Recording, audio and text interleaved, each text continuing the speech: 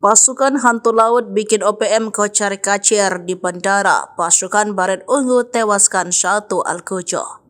Kawasan bandara Nob Goliat jadi medan perang hebat antara pasukan hantu laut melawan OPM. Semuanya bermula saat sejumlah anggota organisasi separatis tersebut menyerang Satuan Tugas Batalion Infanteri 7 Anggara Kasa, Cala di Barani. Kala itu Satgas dari TNI AL ini tengah melakukan patroli rutin di dekat Bandar Udara Nob Goliat dekat aliran Sungai Braza dekat Yahukimah. Patroli digelar karena beberapa hari sebelum OPM menembaki pesawat Wings Air. Akibat kejadian itu, TNI mengerahkan pasukan cukup besar di sekitar Bandara Nob Goliat. Pasukan dikerahkan untuk mengejar pelaku penembakan dan memberi rasa aman bagi masyarakat dari teror kelompok kriminal itu.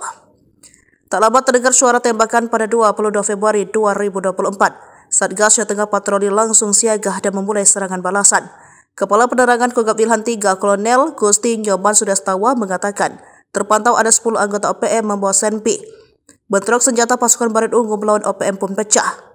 Di dekat aliran Sungai Braza, pasukan hantu laut membuat OPM kocar-kacir. Di bawah Komando Mayor Marinir Harinion, OPM babak belur dan secara perlahan menjauh dari medan perang. Namun 1 OPM tewas. Tak hanya itu, ada 2 anggota OPM ditangkap hidup-hidup.